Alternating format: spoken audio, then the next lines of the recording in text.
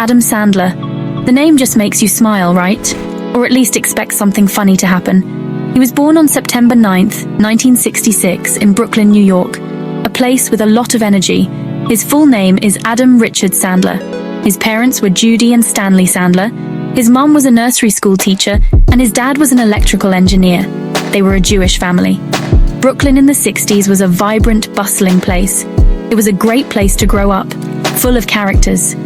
You can almost see how that city shaped his view of the world, giving him endless material. Growing up, Adam wasn't alone. He had siblings, a brother named Scott, who would later play a part in his comedy journey. He also has two sisters, Valerie and Elizabeth. Imagine the Sandler household, probably a lot of laughter. His mum, Judy, was known to encourage his funny side. That's so important for a kid, to have someone see that spark in you. Stanley, his dad, was a hard-working guy. He taught Adam about dedication. These early years in Brooklyn laid the foundation for the man and the comedian he would become. He was soaking it all in. Family values were strong in the Sandler home. Support and encouragement were key. His mother really helped him feel good about being funny. She didn't try to make him quiet down too much. His father showed him what it meant to work hard for what you want. Think about little Adam, just a kid, absorbing all this. Life in Brooklyn was probably a mix of school, family, and finding ways to entertain himself and others. These formative experiences were crucial. They built his character long before he ever thought about Hollywood. He was learning about life, one laugh at a time. Eventually, the family decided to move. This was a big change for a kid from Brooklyn. They were heading to New Hampshire. Imagine the contrast, from the non-stop action of New York City to a much quieter place. It must have been a big deal for young Adam, leaving behind the familiar streets, the sounds, the people. But this move would be another important chapter in his story. It was in this new setting that he would truly start to find his comedic voice. A new place meant new audiences, even if they were just his classmates at first. So the Sandler family packed up and moved. Adam was about 6 years old. They landed in Manchester, New Hampshire. This was a whole different world from Brooklyn. Think smaller city, more trees, less concrete. It was a definite culture shock for a young boy. He had to adapt. He had to find his way in a new school, make new friends. This is where his natural humor really started to shine. He learned that making people laugh was a good way to connect, and he was good at it. Really good. He quickly became known as the class clown. You know the type. Always ready with a joke or a funny face. He wasn't trying to be disruptive, not really. He just had this urge to make people laugh. It was his way of dealing with things, his way of fitting in and standing out at the same time. Teachers probably had mixed feelings, sometimes annoyed, sometimes secretly amused, but his classmates loved him for it. This natural ability to entertain was his superpower. He was honing it every day in the hallways and classrooms of Manchester. It was also during these New Hampshire years that he started to notice stand-up comedy. He'd watch comedians on television, guys like Rodney Dangerfield, Steve Martin. He saw them making huge audiences roar with laughter. A light bulb probably went off in his head. He realized this wasn't just something fun to do. It could be a job, a real profession. Imagine young Adam watching these masters, dreaming that maybe, just maybe, he could do that too. The seed of a lifelong passion was planted right there in his New Hampshire living room. Then came a really big moment. His brother Scott saw his talent. He knew Adam was funny. Scott pushed him. He told him he should try stand-up for real, on a stage in front of strangers. Adam was only 17. That takes guts. He went to a comedy club in Boston called Stitches. He got up there and performed. Can you imagine the nerves, the fear? But he did it. He faced the crowd. He told his jokes, and people laughed. That first taste of real stage performance was a game changer. There was no turning back now. After that first taste of stand-up, Adam knew what he wanted. He decided to get serious about comedy and about acting. So he aimed for New York University, NYU, a big deal. He got into the Tisch School of the Arts. That's a prestigious place. He studied for a Bachelor of Fine Arts degree. He was back in New York City, living in Greenwich Village. The village was, and still is, a hotbed for artists, writers, and performers. He was right in the middle of it all, ready to learn and ready to make his mark. His college days were busy, super busy. He had his studies at NYU. He was learning the craft of acting. But he also had his passion for stand-up. He couldn't stay away from the comedy clubs. New York City in the 1980s had an incredible comedy scene. So many clubs, so many comedians trying to make it. He played them all. The Improv, Catch a Rising Star. He did open mics. He performed almost every night. This is where he really started to develop his unique style. The silly voices, the songs, the awkward charm. What was his material like back then? He was figuring it out. He probably talked about his life, his observations. He started using his guitar in his act, singing funny songs. That became a signature. It wasn't easy, of course. Being a young comedian is a grind. You perform for small crowds, you bomb sometimes, you learn from it, you get better. But he kept at it. He was driven. He loved making people laugh. Those small victories, a good set, a big laugh kept him going. He was paying his dues night after night. During this time, he must have met so many other comedians, people who were also struggling and dreaming. That camaraderie is important. You support each other. NYU helped him with his acting skills, but the comedy clubs were his true school for stand-up. And then, one night, someone important saw him. Dennis Miller, a big star from Saturday Night Live. Miller saw something special in Adam. He recognized that raw talent. This encounter would change Adam's life forever. It was the connection he needed. Dennis Miller seeing Adam perform was huge. Miller was a respected comedian. He was on Saturday Night Live. He told SNL's creator Lorne Michaels about this funny kid. Adam got an audition for the show. Imagine that pressure. Auditioning for SNL. It's the dream for so many comedians. Lorne Michaels saw the potential too. Adam was hired as a writer for SNL in 1990. He was in. He made it to the show. The excitement must have been incredible. But also a lot of hard work was ahead. His first year at SNL was as a writer. He was learning how the show worked. It's a machine. Fast-paced, demanding. He contributed sketches. He worked with amazing writers and performers. Then, in 1991, he became a featured player. Soon after, a full cast member. He was on TV every week. Millions of people were watching him. He shared the stage with legends like Chris Farley, David Spade, Chris Rock, Mike Myers. It was an incredible group of talent. They were young, energetic, and changing comedy. Adam created so many memorable characters on SNL. And those songs, Opera Man, belting out current events in a ridiculous opera voice. Canteen Boy, so naive and awkward. Cajun Man, with his unique way of speaking. And his holiday songs became instant classics. The Thanksgiving song, the Chanukah song. These weren't just funny, they were smart, they were catchy. They became part of pop culture. People still sing them today. His style was so unique, a mix of goofy, sweet, and sometimes a little angry. It was pure Sandler. Being on SNL rocketed him to fame. He was a household name. Everyone knew Adam Sandler. It was an amazing platform. But live television is tough. It's a pressure cooker. He made lifelong friends there, people he still works with today. Then, in 1995, it ended. He and Chris Farley were fired from the show. It was a surprise. It was controversial. Adam has talked about how much it stung. But, as it turned out, it was just the beginning of an even bigger chapter for him. He was ready for movies.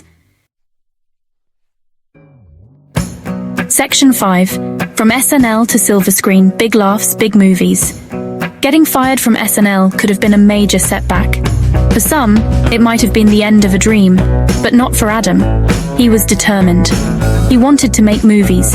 He had already done a few small roles, films like and while he was still on SNL. These gave him a taste of filmmaking. He wanted more. He wanted to create his own projects. He wanted to bring his unique comedy to the big screen. He had stories to tell, and characters he wanted to play. He was ready to take control. His big movie breakthrough came in 1995. The same year he left SNL, the movie was. He co-wrote it and starred in it. He played a rich, immature guy who has to go back to school. It was silly. It was over the top. Some critics didn't get it, but audiences loved it. Young people especially. It became a huge cult hit. This movie established his man-child persona, the lovable goofball. Then came in 1996, another massive success. He played a hot-tempered hockey player who becomes a golf star. These movies were pure Sandler. He followed those up with more hits. In 1998 was a bit different. It was a romantic comedy with Drew Barrymore. It showed a sweeter, more charming side of Adam. People loved their chemistry. Then came in 1998. He played Bobby Boucher, another iconic character. And in 1999, these movies made a lot of money. They connected with audiences. They were funny. They had heart. Adam had a formula that worked. He knew what his fans wanted, and he delivered. One of the great things about Adam's movies is his loyalty. He always brings his friends along, guys he knew from SNL or his early comedy days. Rob Schneider, David Spade, Chris Rock, Alan Covert, Peter Dante. They show up in almost all his films. It's like a comedy repertory company. This loyalty is a big part of who Adam is. It also makes his movies feel familiar and comfortable, like you're hanging out with old friends. This became a hallmark of his film career. He built a team, and they succeeded together. Section 6. Happy Madison, building a comedy empire. With his movie career taking off, Adam wanted more control. He wanted to make the movies he wanted to make, the way he wanted to make them. So, in 1999, he started his own production company. He called it Happy Madison Productions. The name is a cool tribute. It's a combination of two of his biggest early hits and smart, right? And the logo for the company is even more personal. It features a picture of his late father, Stanley Sandler. That tells you a lot about Adam. Family is everything. What was the vision for Happy Madison? First, creative freedom. He could develop his own ideas. He didn't have to wait for a studio to greenlight his projects. Second, he wanted to create opportunities for his friends, the guys he came up with. He could give them roles, help them make their own movies. It was about building a supportive community. He also understood the business side of Hollywood. He wasn't just a funny guy. He was becoming a smart producer. He knew how to make movies that people wanted to see. Happy Madison Productions became incredibly successful. They churned out a lot of movies, films like where he re-teamed with Drew Barrymore, which had a more emotional core. The movies which were huge ensemble comedies with his friends. These films consistently made big money at the box office. Now, critics weren't always kind.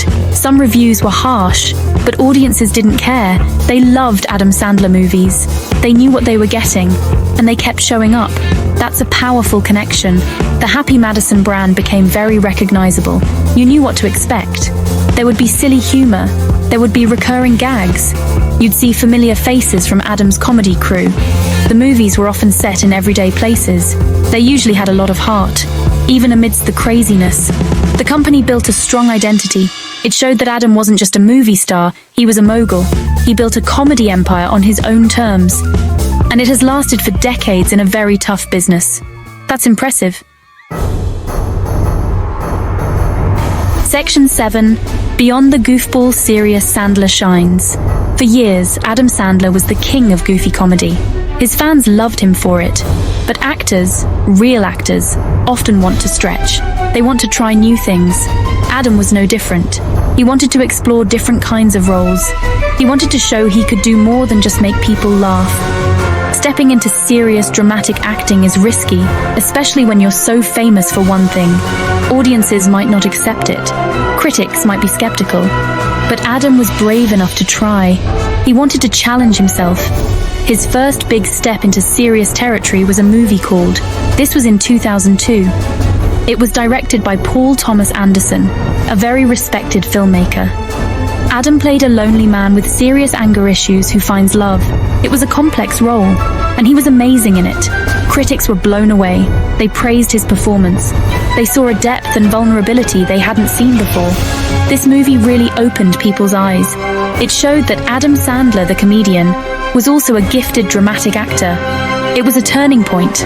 He didn't stop there. He took on other roles that were more nuanced, more serious. In 2004, he played a chef dealing with family and cultural clashes.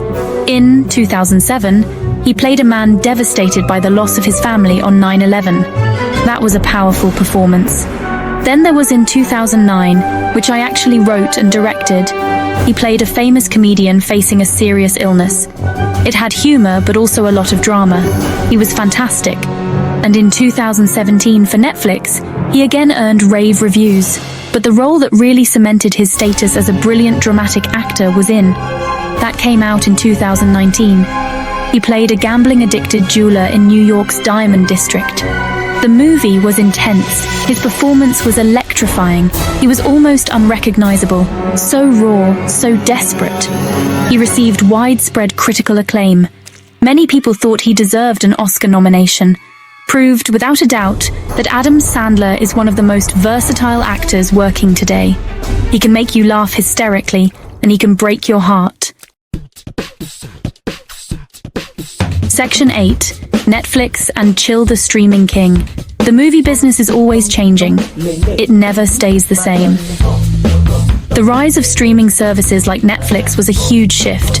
Fewer people were going to cinemas for certain kinds of movies. Adam Sandler saw this change happening. He's a smart guy. He adapted.